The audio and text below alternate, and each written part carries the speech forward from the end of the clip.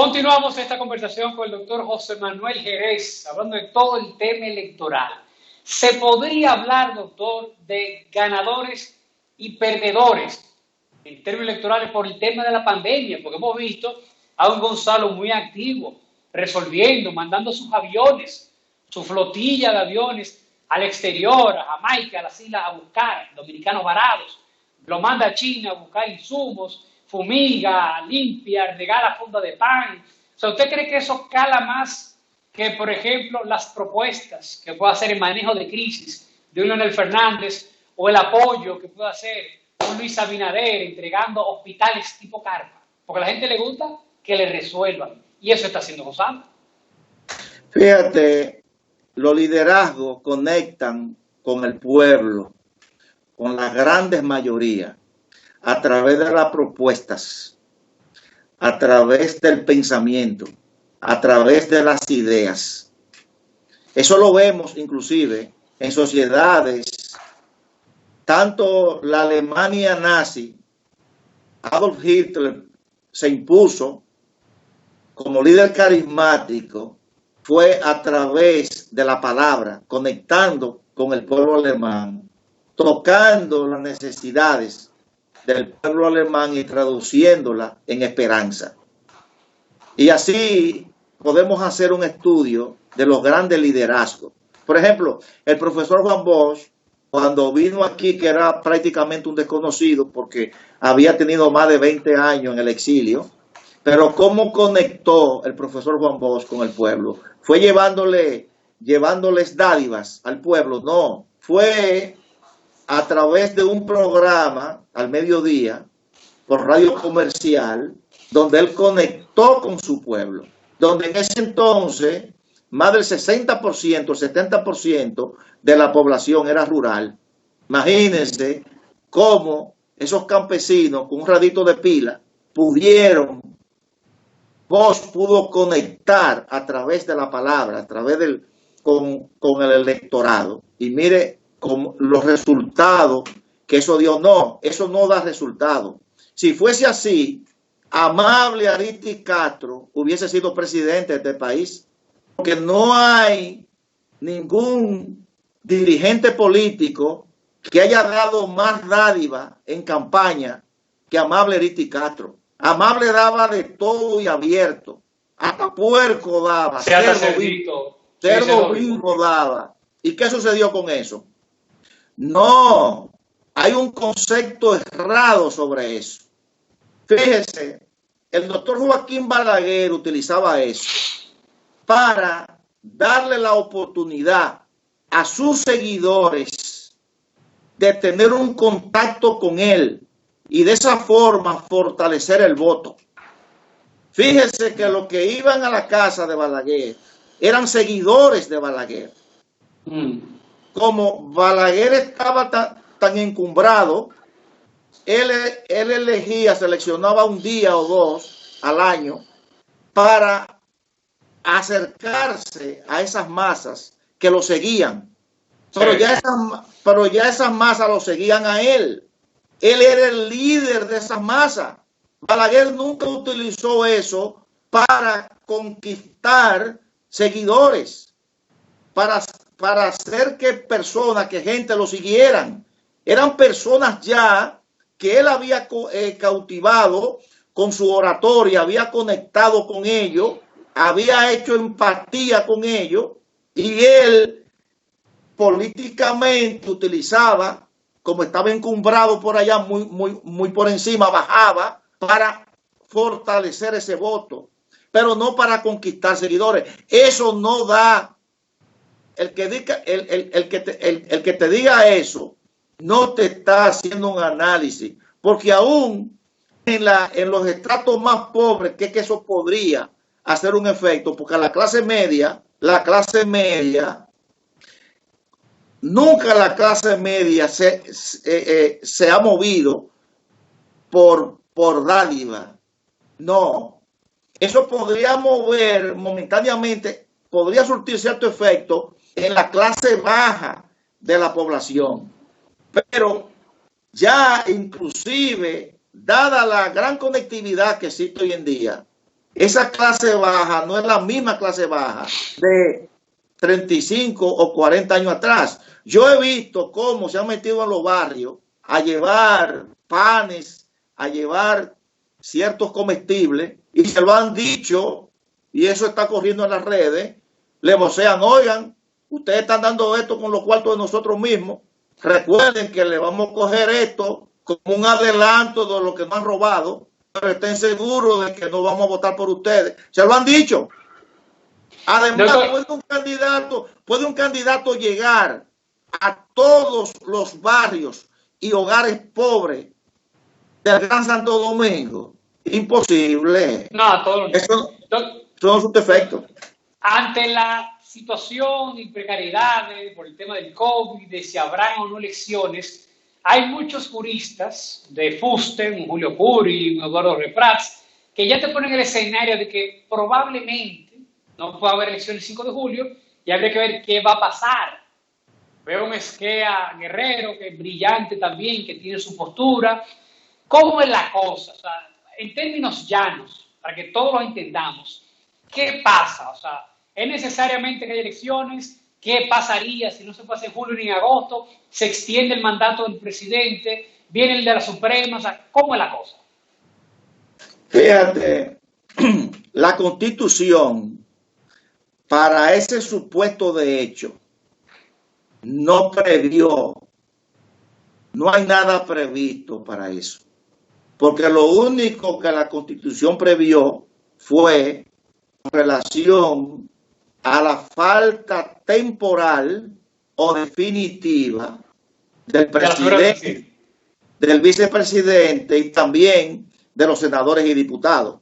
También la Constitución lo contempla eso. En cuanto a las faltas, a las ausencias temporales o definitivas, esto está contemplado tanto en el artículo 126 como 129 de la Constitución. Pero en relación a ese supuesto de hecho que se puede dar de el Poder Ejecutivo y el Legislativo quedar sin representación por no haberse celebrado elecciones, ese es un asunto que no puede resolverse, entiendo yo, desde mi criterio, desde la teoría del derecho ni de la interpretación jurídica, porque es un asunto esencialmente político. Y como un asunto esencialmente político, tendría que buscar el más amplio consenso que revista eso de legitimidad. Entonces, para eso vamos.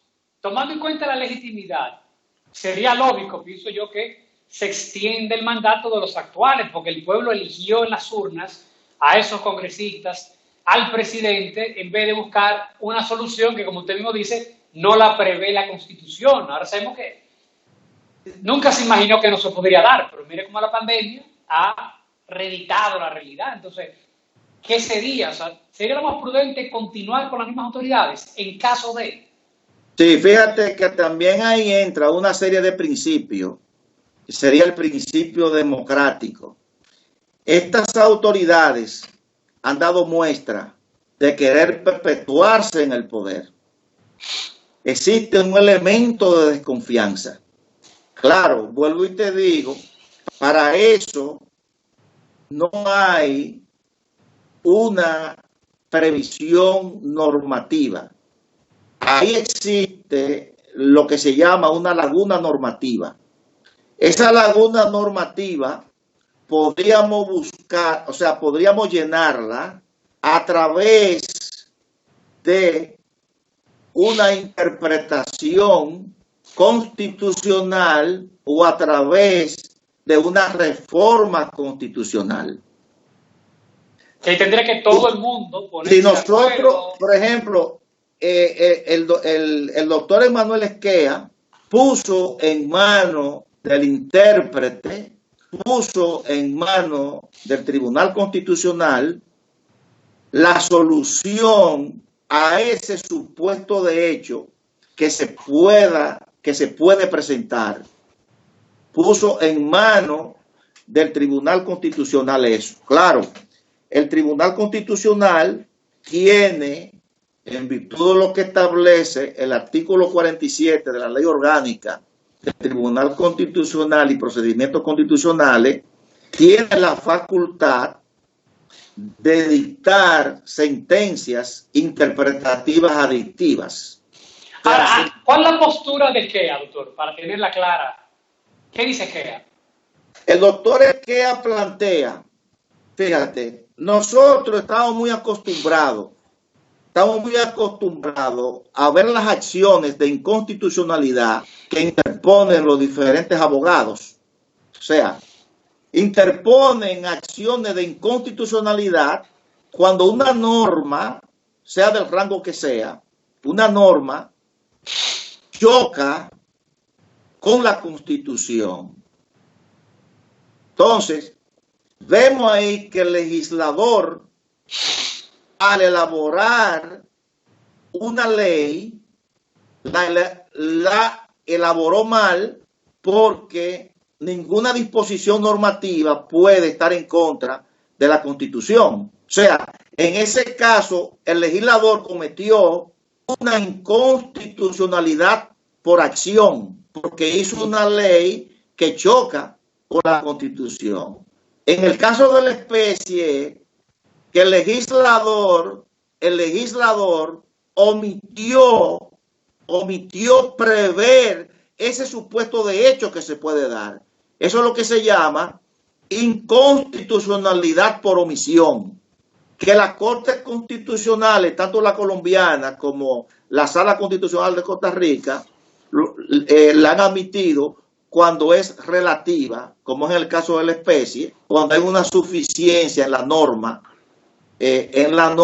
cuando hay un vacío normativo. No así cuando la omisión es absoluta, cuando el constituyente manda al legislador a que elabore una ley, no lo hace. En ese caso, lo más que puede hacer el constitucional es dictar una sentencia exhortativa. Entonces, el doctor Emmanuel Esquea dice que se le debe añadir una parte al numeral 2 del artículo 92 de la ley 1519, orgánica del régimen electoral, para que en caso de que llegado ese momento y no haya elecciones, el Ejecutivo a partir de agosto quede en manos de la Junta Central Electoral, que dentro del plazo de 30 días tendrá que llamar a elecciones. O sea, wow, es quitarle, pero eso está sujeto a una discusión que nos llevaría un precioso tiempo para poder llevar un punto de equilibrio que satisfaga a todas las partes. Sí, no, y para poder dar una explicación desde la teoría constitucional, desde la hermenéutica constitucional y desde la teoría política, porque esto es un asunto esencialmente político. Sí, una pregunta, doctor, que ya nos queda muy poco tiempo. Viendo el panorama, sin usted ser adivino ni mucho menos, ¿cómo usted cree que anda la cosa? ¿Es verdad que está Abinader por allá arriba, un 40-45, Gonzalo por 35 y Leonel por allá abajo, según Margarita, que su amado no pasa del 8%, dice Margarita? ¿Usted cree que mira, hay un artículo. No, con eso de la medida, eso son esas encuestas. Verdaderamente esas encuestas. Ahora mismo las encuestas se están haciendo, supuestamente se están haciendo por teléfono. Hay que ver, porque segmentar no es lo mismo unas encuestas que tú la hagas presencial, que tú puedes fácilmente segmentar la población, que unas encuestas por teléfono donde tú no sabes con certeza dónde están ubicadas las personas, entre otras cosas. Y además de que carecemos de la plataforma necesaria, porque en Estados Unidos esas encuestas sí han dado buenos resultados, pero aquí no tenemos el expertise, no tenemos la plataforma para eso. Todo eso, no, esos son elucubraciones, no. Yo sí, me gustó mucho un artículo que escribió un miembro del PRM, Camaño Vélez. Ah, sí, Claudio Camaño Vélez. Sí. Que antes Leonelita. O sea, no es para nada de Leonel, mucho menos. Sí, pero independientemente su análisis, porque él ahí, eso es lo que puede, lo que él dice ahí, eso sí puede darse. O sea, él le hace un llamado a la dirigencia de su partido de que traten por todos los medios de ganar en primera vuelta, porque en segunda vuelta se le puede hacer un poco difícil, porque si Leonel queda en segundo lugar, es el único que puede unificar ese partido, y entonces se complicaría la cosa. Se complicaría el asunto. Un análisis muy objetivo. Doctor, lamentablemente no hay tiempo para más. Hablar con usted media hora se hace muy poco, pero bueno, tendremos que invitarlo más adelante. Muchísimas gracias por su participación, doctor. Y a los amigos, no se vayan, que vamos ya a la recta final de análisis. Muchísimas gracias, Alfredo José. Gracias.